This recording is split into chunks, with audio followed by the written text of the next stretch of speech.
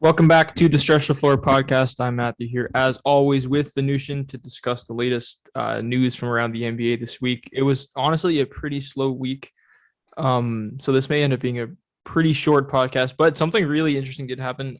Obviously, we did our All-Star predictions or what our All-Star teams, what we think they should be last week, and we hit for the most part, except with a couple. One was Trae Young was named starter over Harden, which that's fine, whatever. Just swap those two in our East list. But Andrew Wiggins is not only an All-Star in the West, but he's an All-Star starter.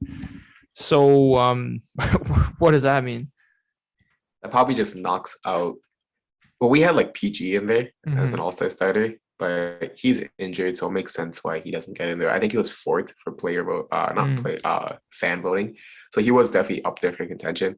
I just think this makes him not an all-star. Like I don't think coaches are gonna vote him in now because why vote in a guy that you're gonna have to put a replacement in later? So I think PG kind of spot's gone.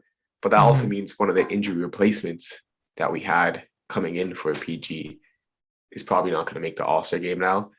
And I think this maybe snubs our guy that we were both pretty high up on. Maybe snubs Dejounte Murray out of an All-Star spot. Yeah, that it looks like that. Although like I think there's some like contractual like rewards and stuff for making all-star teams. So Yeah, maybe there is. there's some incentive to actually put Paul George like on the all-star team and then just replace him because being named an all-star even if you're not ever going to play is actually matters. So Yeah. we'll see. But if DeJounte Murray does get snubbed, that it's a huge shame because I mean like we've been over his stats before. He's like 19 a game, 9 assists, eight and a half boards, leading the league in steals per game. And this is his breakout year. He's always been good. He's always been a good defender Yeah. and a good playmaker, but And it it's would be such a it's shame. it's not like he's doing it like he's just putting up stats, you know what I mean? Yeah. Like yeah, the Spurs aren't they're not like they're not like fifth or sixth in the standings, but they're 11th right now. They're 19 and 31. They're 2.5 games back of that 10 spot, which is the Trailblazers. And with the Trailblazers sitting Dame and now sitting Nasir Little, we all think the Spurs are going to kind of get in there and be a play-in team, which is fighting for the playoffs. So it's like he's is having a decent amount of winning behind him, and combine that with his elite defense. He's one of the best guard defenders uh, in the league, and he is by far the best player on the San Antonio Spurs. Like he deserves to have recognition. And let's be real, if people were picking straight up like Andrew Wiggins versus Dejounte Murray, they would have went to Dejounte Murray. But Mm-hmm. I guess this is just something Spurs fans are used to. You know, with DeMar DeRozan getting snubbed last year, getting ranked the 82nd best player, being called the worst contract, and then he goes to a big market, and now he's like an MVP candidate. Yeah. So this just happens with Spurs. Spurs fans, like I guess they're just accustomed to it. But man, it sucks seeing someone like Dejounte Murray not get the credit that he deserves. Kind of like a DeMar DeRozan 2.0. Yeah, and no disrespect to the Spurs, but I mean, you said they're 19 and 31, just a couple games back at that 10 spot. And I mean, with the roster they have out there, like Doug McDermott is in their starting five, and Starting. Yeah. like Trey Jones, like Lonnie Walker, Devin Vassell, KDB Diop, someone named Jock Landale off the bench. Like this is this is not a team that you would expect to be in the mix for a play-in berth. So the fact that Dejounte Murray um has those numbers and that his team is winning that many games because they're still winning more games than I think a lot of people expected. Yeah, they're a young team, and you can see that by their draft. Like, Devin Vassell, he's a young small forward, young shooting guard, which is improving vastly, has improved huge. DeJounte Murray is a young superstar getting on that level. Lonnie Mm-hmm. Walker is a young backup too, that's getting improved. Trey Young's a young backup PG getting improved. You know what I mean? They're a young team, which is something the San Antonio Spurs usually don't have, but they're a Mm-hmm. young team, they're getting better, they're improving within each other. And they're still fighting for that playing spot, and that's leading. The main reason for that is their star guy, is their engine, is the guy who gets everything involved, Dejounte Murray. And I think Dejounte Murray is just one of those guys that's like, man, if you watch any Spurs basketball, like even if you just watch your team play against them, you can Mm-hmm. realize that how good of a talent this guy is. And like he's, in my opinion, like in the offseason, people were talking about like the Dejounte Murray for Ben Simmons swap. Mm-hmm. I know this is more on side of the Ben Simmons. But now that swap is Yeah. not even like in contention because Dejounte Murray's just elevated himself beyond Ben Simmons. And if he was in a spotlight like Philadelphia, like a big market, it would be getting talked about so much, right? So So it's much. just this guy's crazy good, man, and he will get the recognition once the Spurs are back. Give him another like 2 years, and I can see the Spurs back into like with this young team and everyone improving. Even like Mhm. someone like Calvin Johnson started off the season shooting horribly. Now he's one of the great best 3-point shooters. So like we'll just wait until they improve together as a team, give them a year or two, a couple more prospects, a couple more people here and there, and they're back in it, man. The Spurs they're always Mhm. quick to get back in it. Yeah, for sure. It's very confusing to me why the Spurs don't get the respect that they deserve in when it comes to All Star and like Yeah, these recognizing their players, because I mean there are players on worse teams that get more recognition than them, like Shea Alexander. A lot of people love him and realize how good of a player he is, and he's on a much worse team than the Spurs. So I don't. Is it just because Dejounte Murray? This is like he's always been good, but like this is kind of his breakout year, and people just are a little behind on that. it's like that too. And something with Canadian players, man. Canadian players have like Mm, their own fan base. right, right, Like, right. like Andrew Wiggins has the Golden State fan base. Then he has like all of Canada voting for him too. Hmm. And this just really happened. You can see Andrew Wiggins wasn't that high up in voting like last year or a year before that, but now he finally decided to play for Team Canada, kind of Mm, captained us and stuff. So you can see just a huge influx of vote for him. It's just like Canada basketball, like we have the Toronto Raptors, but they also vote for their players. So that's where you see players like Shea get way more votes. That's where you see like if you look at tickets for like the Toronto Raptors games, like an OKC Thunder game against one of the worst teams, the tickets are still like sold out or highly priced because people want to go see Shea play. So I guess it's just that Canadian effect, which boosts Shea hmm. a little bit higher than Dejounte Murray. And Shea just also has like all the fit fans, like the NBA fits. Shea's been crowned the king of NBA fits ever since he's been a Hmm. rookie. So he's got that and a whole other fan base too. Dejounte Murray is just like laid back guy, kind of fits that San Antonio mold set where it's like, yeah, San Antonio over everyone or whatever like that. And Hmm. San Antonio is just one of those teams where unless they're like dominating the league, have 60 wins, where they get like 3 All-Stars with like Tim Bonner and Tony, like unless they're dominating the league, Yeah, getting 60 wins, they're just not going to get the recognition. yeah. Let's talk about Wiggins for a sec there, because this is not to say that he doesn't deserve an all-star spot or anything like that, but I mean, like you said, he has the whole Canadian fan base who I Yeah, think, because we can speak from personal experience, like we're kind of split on him because he had never actually suited up for Team Canada before, or he like in the until this past he had summer. turned it down, and then he suited up this summer. So every Canadian just flipped and like, hey, we love Wiggins, right? So he has Yeah, that going for him. The Warriors fans are already crazy when it comes to all-star voting, whether and they're good or not, huge. Yeah, right? And throw on top of that the fact that they're amazing this year and that they're in the 2 seed in the West. You get that, you get normal Warriors voting, and you get all of Canada voting for him. It was kind of a perfect storm for him to get that high in the voting. But as we talked about last time, he had to be voted in by the coaches and players too in order to get that. It wasn't pure fan voting. So I think both of us can agree that he was at least a borderline all star. And 100%. we didn't have him in our actual list, but he would have been like first or second next up if there were Yeah. an injury replacement. So this didn't come completely out of nowhere, but yeah, I guess just what how do you feel about Wiggins, Yeah, being like an all star? realistically, Draymond Green's probably not going to play this All-Star game. Mm, And if we had to put one more injury replacement in, Andrew Wiggins probably makes that spot. Like, so we yeah. probably have Andrew Wiggins as an all-star for this all-star game. So I don't know why people are reacting like this is like a Zaza Pazulia pick or something like that, where you have to change the whole system. Remember, it Hmm. was 100% fan voting back in the day to get the starters. But then because of Zaza, they split to the 50-25-25 split. Yeah. People are acting like Andrew Wiggins is bad enough to cause another split where it's going to be changed like 33-33-33. But at the end of the day, like Andrew Wiggins is not that far off. Like he would have been an all-star considering injury replacements and players sitting out and stuff. He's been playing amazing. He's shooting well. He's evolved his game. He stopped taking those mid-range shots. He's more of a three-point shooter now. He's pretty good on defense. He's an above-average defender. He's living up to his athleticism and his like build that he could defensive potential. Obviously, playing with Draymond Green's a huge factor for that, but you got to give credit where credit's due. The guy is still the second leading scorer on this Warriors team. and he's one of the better defenders on this Warriors team. He's a good help defender. He's a good one-on-one defender. He does his job, and he is an all-star level player this season. Would we have him over the likes of like Cat or Gobert starting? Probably not. But at the end of the day, it doesn't really matter who starts. He would have gotten on the bench because of Iowa replacement. He doesn't deserve all the hate that he's getting. Yeah, no, like well said. Like Andrew Wiggins kind of like a meme-ish like thing about him. Like he's kind of like a meme reputation. Sort of people think Andrew Wiggins all-star starter. Like, come on, like Wiggins, like he's such a bust. But I mean, forget about the name, and on the second best score on the 2 seed in the West, a team that a lot of people have as championship favorites, averaging 18 a game, over 41% from three. Like you said, a much improved defender.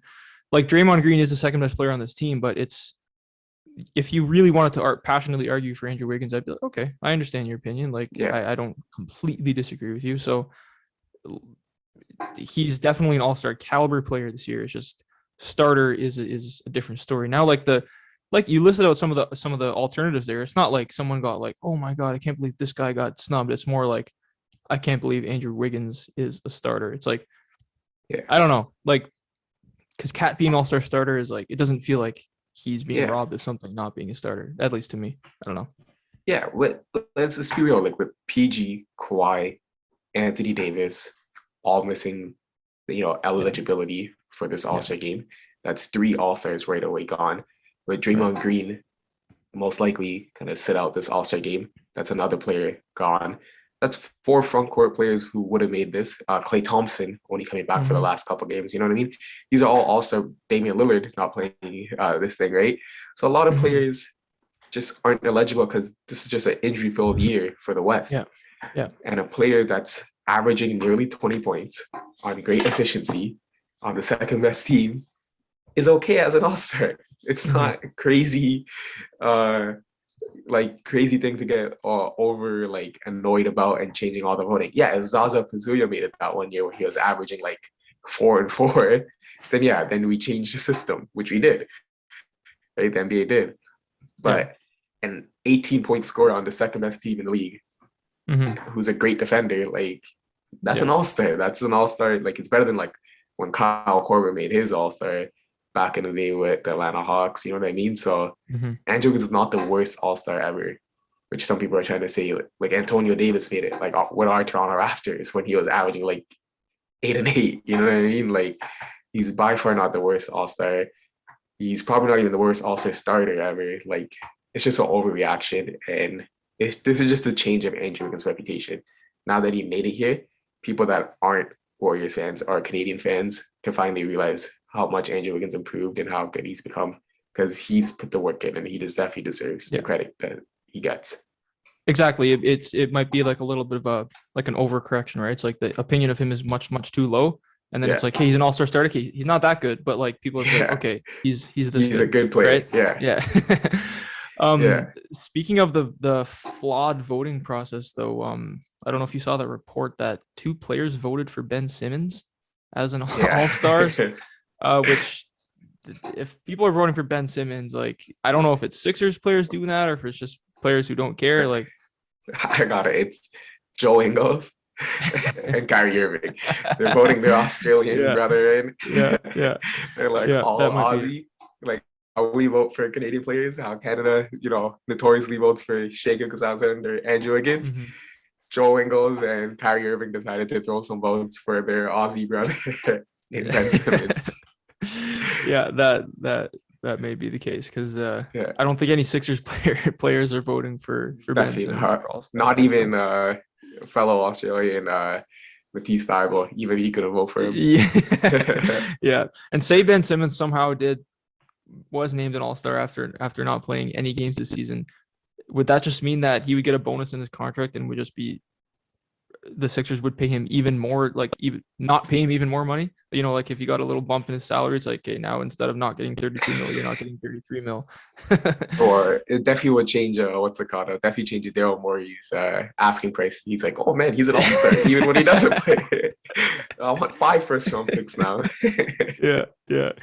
Yeah. Speaking of Maury, we've been pretty high on the Ben Simmons Sacramento swap, and it looks like that is no longer going to be the case because Daryl Morey is still holding out for James Harden.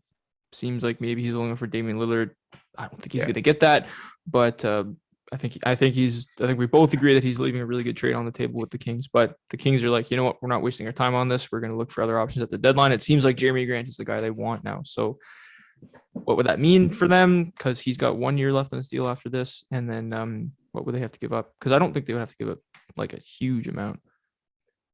Well, their pick is not that good. So like they're not even in like playing contention right now, right? Yeah. So if they give like a top 3 protected this year pick, Mm-hmm. that could be like 7, and that's might be worth it for the Pistons, Jay, because no one else is going to give you no other like real bottoming out teams are really willing to trade their pick. So if you just match the cap with like with Bagley, you're not going to resign. Mm-hmm. Throw in some other players to match the cap, and then just throw in your pick. That might be enough to get it. And then once you get him, you can play him at the power forward, play Harrison Barnes at the small forward. Then you have your young backcourt of Halliburton and Fox with a center and Holmes. That's a good starting 5. Yeah, your bench needs a lot of improvement, but obviously with Buddy Hield, you could trade him and all that stuff. But it's a risk that they're willing to take, and it's a huge bust if they don't make the playoffs. But it could be a huge boom if they do actually get in there and have some excitement for their team. That's true. I question, is what a top 7 pick, is that really worth giving up for Jeremy Grant, a guy who's you're getting for the rest of this year and next year, but like he's good. He's a good player, don't get me wrong, but I don't really think he's going to change the fortunes of your franchise long term too much. It's a hopeful top 7 pick for the Pistons. That's what they're hoping. They're hoping they stay where they are, don't improve that much, you know what I mean? And they get a top 7 pick. But from the Kings side, they hope we add Jeremy Grant and we just boom, you know, the Trailblazers are going to shut down Dame. They're going to trade away CJ Nurkic, all that stuff. And we're just going to come in, jump over the Spurs and everyone and take that 10th spot. And then we're going to compete in the play-in and beat the Lakers and stuff to get the 8th seed, which hopefully the Lakers aren't still in there for the Kings' sake. But that's their hope, right? Their hope is to kind of get in that play-in, get in, make the team, and just keep going rolling with that. But it's a huge risky play. You risk it on half a season because if you miss out and that pick's like 4th, then you're like, oh man, that's a huge L. But that's why they do the trade, right? Because they don't want to add like 2 or 3 protected picks because that's what a lot of teams probably offer. You know, even like the Raptors probably offer like a top 14 protected pick plus another top 14 protected pick. But those protections kind of take out the excitement for Pistons and what they get back with the lowering the protection. That really does excite the Pistons. And man, imagine you get like Chet Holmgren, like first pick, then you get like Pablo Sliss to the 4th pick, and you get him. Like, oh my God, the Pistons will be enamored, right? Yeah. That's why it's definitely a trade worth doing, and we could see something like that happening probably in 10 days, 10, 12 days. The deadline's on Feb 10th. Yeah, that's actually really interesting, like high risk, high reward or move there. You're betting on like your team putting it together over and making the playoffs over the last, third of the season. 30, yeah. Or else like, you might be fired as a general manager if you end up trading at like 5th pick, right? So that's a really risky bet, but it might be the thing they need to finally get their act together and make the playoffs. Yeah, and you also don't want to upset, like there's only a certain amount of pressure young people could take, right? Like Tyrese Halliburton just dropped 38 in a loss. Right, he just had his best game of his career and lost. Yeah. You always see De'Aaron Fox extremely frustrated, not playing as good as he did last year. Holmes, you don't see him putting in the same energy as last year. Buddy Hield has been vocal about wanting to leave Sacramento for the last like 3 years, right? So bringing in someone like Grant, like all right, we can make the playoffs. We could be, like one of those fighting teams.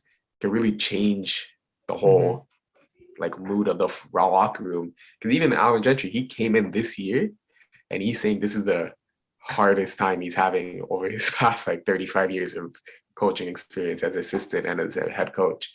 So there's just so much trauma with the organization that sometimes you just have to make those risks. Yeah. Yeah. Wow. And just pure basketball wise, I actually think the Kings, a team like the Kings, is kind of the perfect spot for Grant because he's not, no disrespect, but he's not good enough to be the best player on the team like he is in Detroit. Yeah. And he's too good to be Nuggets Jeremy Grant, where he was like the fourth, fifth best player on the team, right? So somewhere a happy medium where like sometimes Third he's option. the guy leading the team, but like most of the time it's going to be Aaron Fox, Buddy Hield, and so on. I think a situation like that is probably perfect for him. Yeah. And he's kind of the big name. Like everyone's kind of calling about him. So if people are seeing Ben Simmons as the first domino, like I don't see that happening. Obviously, we see like that huge Wizards rumor, which I don't know how true it is, like the BO for Ben Simmons rumor. But I feel like that's really more fan made than actual GM made because I think if BO is willing to sign that extension and willing to stay on with the team, I think the Wizards keep him. But obviously, the Wizards aren't doing that well. So blowing it up and getting a Ben Simmons would be huge. But I think they're another team in line for Jeremy Grant because there's rumors about that. There's rumors about maybe a Denny Avija swap for him. You know, Denny Avija, Rui Hachimura. You get two young prospects, cap filler and like KCP, and then boom, you have enough for Jeremy Grant, and then you have Beal 1, Jeremy Grant 2, Kuzma 3. You have a pretty good team, slight improvement. That's another trade rumor. But yeah, there's no Ben Simmons. Jeremy Grant's probably going to be the first big domino to fall and get this whole trade deadline started. Other player mentioned, everyone on the not Nuggets, everyone on the Trailblazers. Yeah. That's Nurkic, CJ, Norm Powell, those big three veterans, Robert Covington too, expiring. You can see them going in like a mini rebuild. I hope they do it because I think if you add someone like a Chet to Dame and other whoever you get back, like Dame and Anthony Simons, you add Chet to that, and then you add the young players you have. I think that could be pretty fun. But yeah, man, like NBA trade rumors are pretty dry right now. We have the Jeremy Grant trade rumors, Trailblazers trade rumors, Wizards trade rumors. That's it. That's pretty much it. And to be honest, like there's no reason if the Pistons don't trade Jeremy Grant, I think that's a missed opportunity because like you're in a blatant like outright tank. What's the point of keeping a guy like him? And you can, even if you don't get something huge, even if you get just a lottery pick, just a top 14 pick, like I think you pull the trigger. And I don't blame him right now. People are like, oh, why isn't Jeremy Grant already traded? Might as well wait for the 10th, right? Because you're the first big domino. So you have all the storing power. You have all the marketing, everything, right?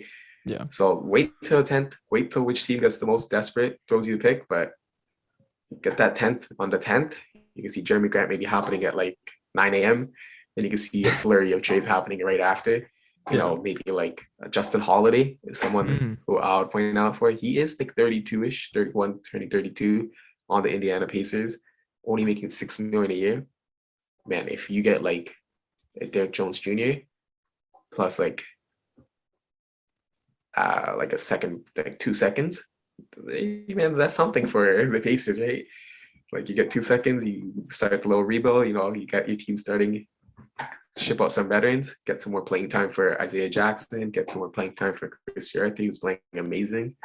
Like those trades like that can happen, right? Because they don't need to be glamored and talking about Jeremy Grant anymore. Yeah, no, for sure. You mentioned the Pacers? Is Miles Turner ever gonna get traded? Like, how many years are we gonna do this? Like, I don't know. I think the Pacers are the worst run organization in the league.